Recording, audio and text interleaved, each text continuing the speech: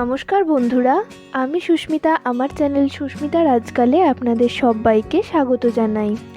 আজ আমি আপনাদের সঙ্গে শেয়ার করছি খুব অল্প সময়ের মধ্যে ভিন্ন স্বাদের মোচার ঘন্ট রেসিপি। তো চলুন দেখে নেওয়া যাক আমার আজকের ভিডিওটি। রেসিপিটা বানানোর জন্য প্রথমে মোচাগুলো এইভাবে ছোট ছোট করে কেটে নিয়েছি, কেটে হলুদ জলে ডুবিয়ে রেখেছি। আলুগুলো ডুমো ডুমো করে কেটে নিয়েছি। এবার মোচা আর আলুটা খুব ভালোভাবে ধুয়ে নিয়ে প্রেসার কুকারে 2টো সিটি দিয়ে দিতে হবে। সিটিটা দেওয়ার সময় আমি একটু নুন দিয়ে দিয়েছিলাম। যেইটুকু জল সেদ্ধ করার জন্য দেব, পুরো রান্নাটা সেই জল দিয়েই করে নেব। মোচাটা হাফ সেদ্ধ হয়েই গেছে। এবার পরবর্তী রান্নাটা শুরু করি। গ্যাসে একটা কড়াই বসিয়ে তাতে দিয়ে দিলাম প্রয়োজন মতো সর্ষের তেল। তেলটা গরম হলে এটা কড়ার গায়ে খুব ভালোভাবে লাগিয়ে নিচ্ছি।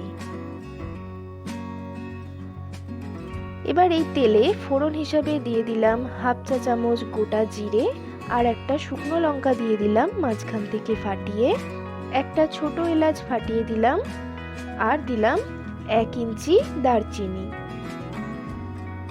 ফোড়নটা থেকে খুব সুন্দর গন্ধ বেরোলে গ্রেট করে কুচিয়ে নেওয়া 1 টুকরো আদা দিয়ে দিলাম।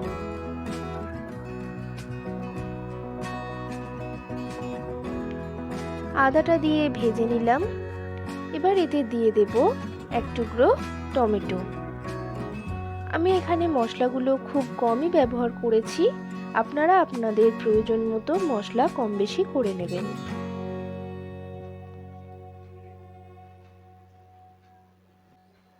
দু মিনিট মশলাটা ভেজে নেওয়ার পর এবার এর মধ্যে দিয়ে দিতে হবে আগে থেকে সেদ্ধ করে রাখা মোচাটা।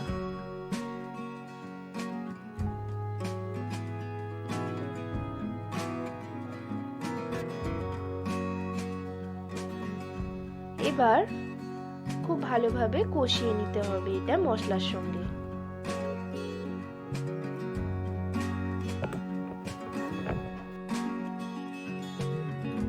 কষানোর সময় এর মধ্যে দিয়ে দিলাম স্বাদ অনুযায়ী নুন,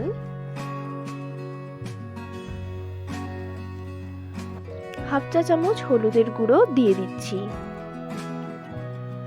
হাফ চা চামচ লাল লঙ্কার গুঁড়ো দিয়ে দিলাম, হাফ চা চামচ জিরের গুঁড়ো দিলাম। নিরামিষ রান্না কিন্তু একটু মিষ্টি মিষ্টি হলে খেতে ভালোই লাগে, তাই জন্য আমি এখানে 1 চা চামচ চিনি দিয়ে দিলাম। এবার সবকিছুর সঙ্গে মোচাটা খুব ভালোভাবে মিশিয়ে নিচ্ছি।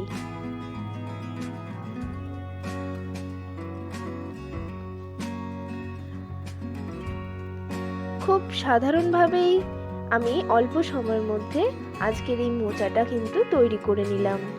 আপনারা কিন্তু লাইক কমেন্ট করে অবশ্যই জানাবেন যে আমার আজকের রেসিপিটা কেমন লেগেছে আপনাদের কাছে। সব শেষে দিয়ে দিলাম 1 চামচ ঘি। মোচার ঘন্টের রেসিপিতে যদি ঘিটা না দেওয়া হয় তাহলে কিন্তু এটা অসম্পূর্ণ থেকে যায়। তৈরি হয়ে গেল আমার আজকের এই নিরামিষ মোচার ঘন্টের রেসিপি।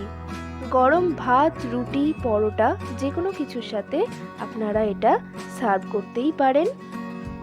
মোচা কিন্তু খুবই পুষ্টিকর ও আয়রন সমৃদ্ধ একটি খাবার। আজ তাহলে এই পর্যন্তই। আবার দেখা হবে নতুন কোনো রেসিপি নিয়ে নতুন কোনো ভিডিওতে। সবাই ভালো থাকবেন, সুস্থ থাকবেন। ধন্যবাদ।